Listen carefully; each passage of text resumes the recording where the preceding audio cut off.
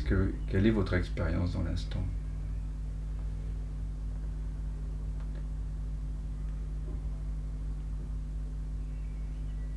Anne-Marie, est-ce que tu es là? Je suis là. Tu es là avec nous? Tiens. Je suis là avec vous.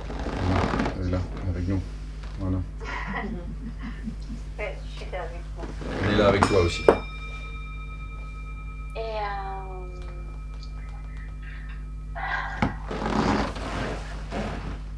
Et j'ai adoré le moment de disparition de tous les membres qui se enfin, qui reviennent de plus en plus petits pour disparaître. Parce qu'à ce moment-là, dans cet espace, il y avait plus que, je sais pas, un calme. Et puis il est encore là. Et puis maintenant que je parle, c'est comme si je perçois, c'est comme si la voix, elle vient pas de mon cerveau. Mm-hmm. Enfin, elle vient de quelque part là, dans cet espace. Et ça fait bizarre, parce qu'il n'y a pas des émotions, et puis il y a un mental qui est tout paisible. Puis, je sais pas d'où viennent les mots qui sortent là maintenant. J'ai l'impression de plus avoir de tête. Je sais pas comment dire ça. C'est bon signe. Donc, je sais pas, je suis en délectation dans cet espace.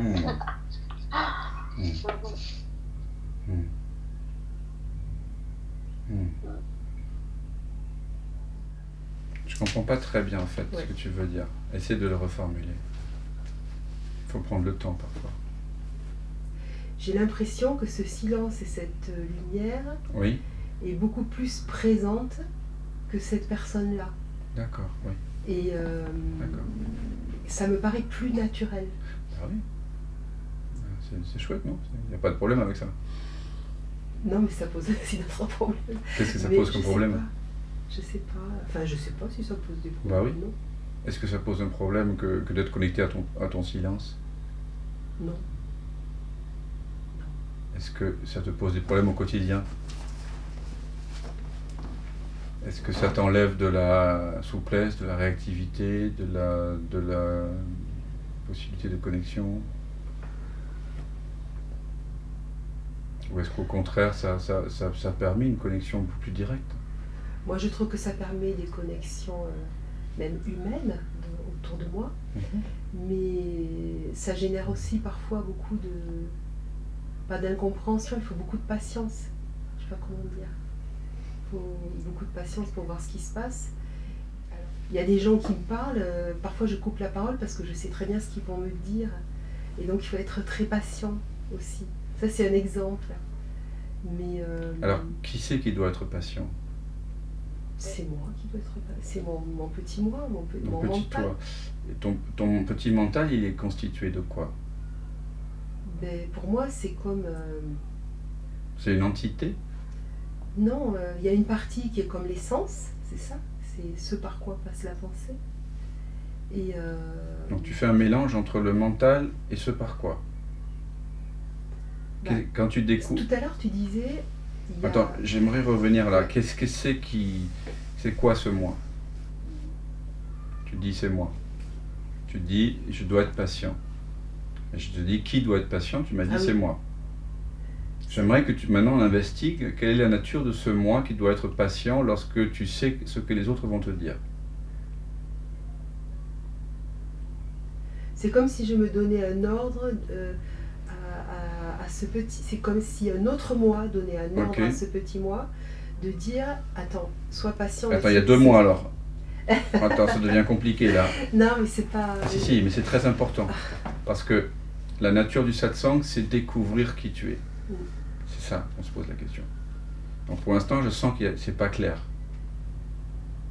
Le silence est assez clair, mais dès que tu parles de ton expérience, de toi, etc., il y a plusieurs mois, quand je te demande qui c'est qui fait l'expérience, tu dis c'est moi, c'est le mental. Mais j'aimerais bien que tu investigues maintenant. Qu'est-ce que c'est que cette nature de ce mental? Qui c'est ce moi qui pense là? Est-ce qu'il y a un moi qui pense là? là, dans l'instant? J'ai l'impression qu'il y a quelque chose qui essaie de me dire, de me faire verbaliser quelque chose. Tu as l'impression. Oui, je sais pas. Cette impression, elle est où dans le corps? Elle est là. Ok. Tu la sens là maintenant? Elle est où? Donc, Elle est plexus. quelque part là, Ok. et là, c'est sûr. Ok. Ok. Sens ça. Il y a ces 2 points là.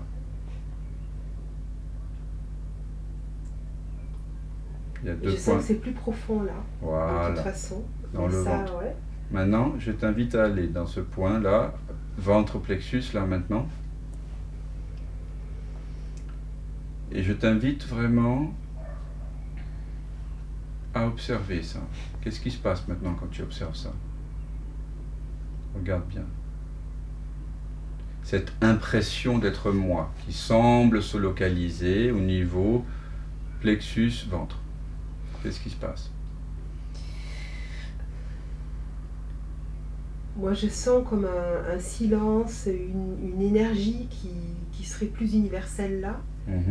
Et puis dans mon mental, ici, je sens quelque chose qui me dit allez, arrête, tais-toi. Ok, c'est une voix. Ouais. Ok. Qu'est-ce qui perçoit cette voix?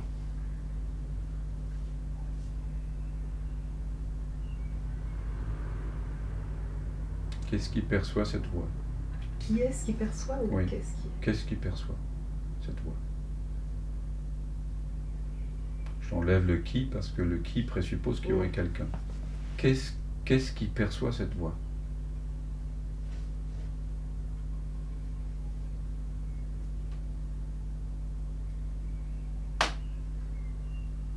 Moi, je dirais que c'est le mental.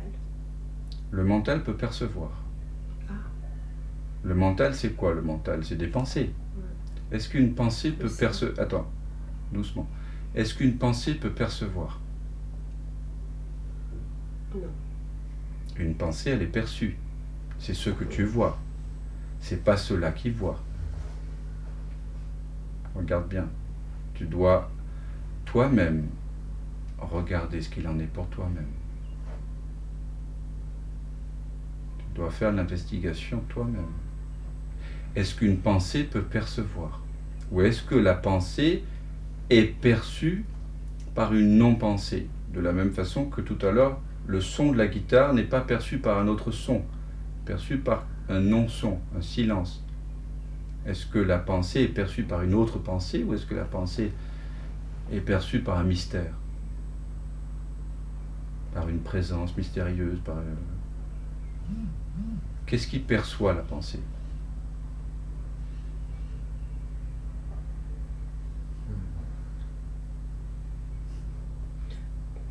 Je sais pas comment... La pensée, pour moi, c'est une verbalisation de quelque chose. Oui, mais cette verbalisation, elle est perçue par quoi? Tu l'aperçois. Quel est ce moi qui perçoit? Est-ce que le moi qui perçoit la verbalisation est constitué de verbes, de mots? Non. D'accord? C'est constitué de quoi dans ton expérience directe? Si tu retournes l'attention vers le moi, comme je vous le demandais de le faire tout à l'heure, qu'est-ce que tu... Quand tu C'est quelque chose qui est à l'intérieur. Ok, reviens à l'intérieur maintenant. Quand tu dis l'intérieur, ça veut dire le corps, sensation? Non. C'est quoi à l'intérieur là? Faut être C'est très... une énergie. Une énergie, d'accord. L'énergie, c'est perçu. D'accord? C'est une perception. L'énergie. Vois-le, sens-le, goûte-le, cette énergie. Prends le temps. Ce que tu appelles énergie, c'est une sensation, n'est-ce pas? Maintenant, qu'est-ce qui perçoit cette sensation? Qu'est-ce qui est conscient de cette énergie-là?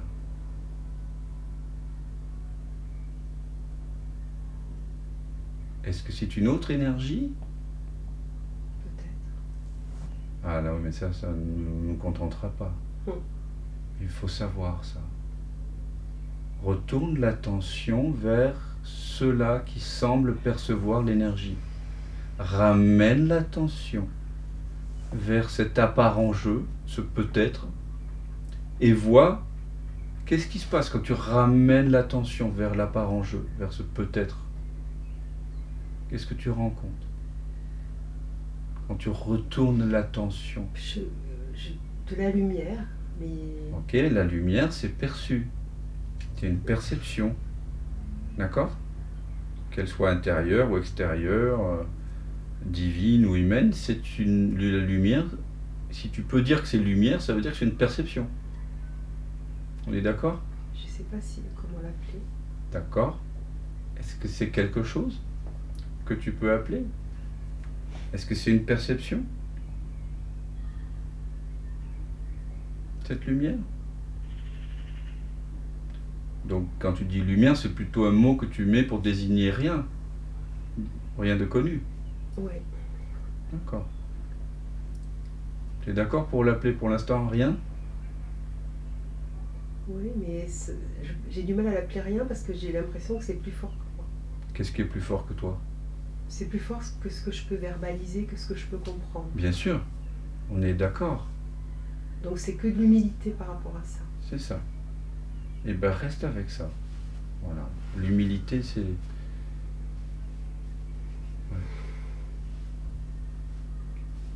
L'humilité, ça veut dire ne pas se prendre pour quelque chose. Hein?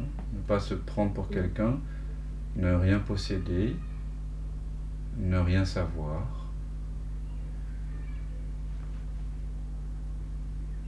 Ne rien vouloir. Ne rien être.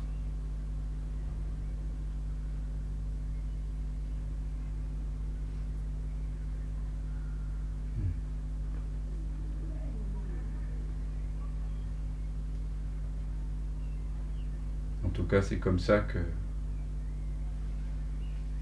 Maître Eckhart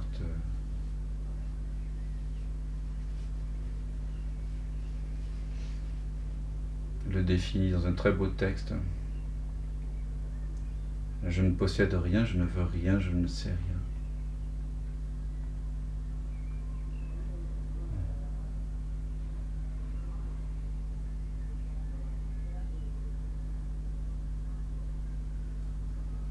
Vous voyez comment on se sent bien immédiatement quand on ne sait rien, quand on ne veut rien, et quand on réalise qu'on ne possède rien. Vous voyez comment on se sent bien immédiatement quand on n'a aucune définition de soi, quand on ne sait pas ce qui est bien, ce qui est mal, quand on ne sait pas ce qui est juste, ce qui est injuste, quand on ne sait pas ce qui est beau ou laid, ce qui est vrai ou faux, ce qui est intéressant, inintéressant. Vous voyez comment on se sent immédiatement bien.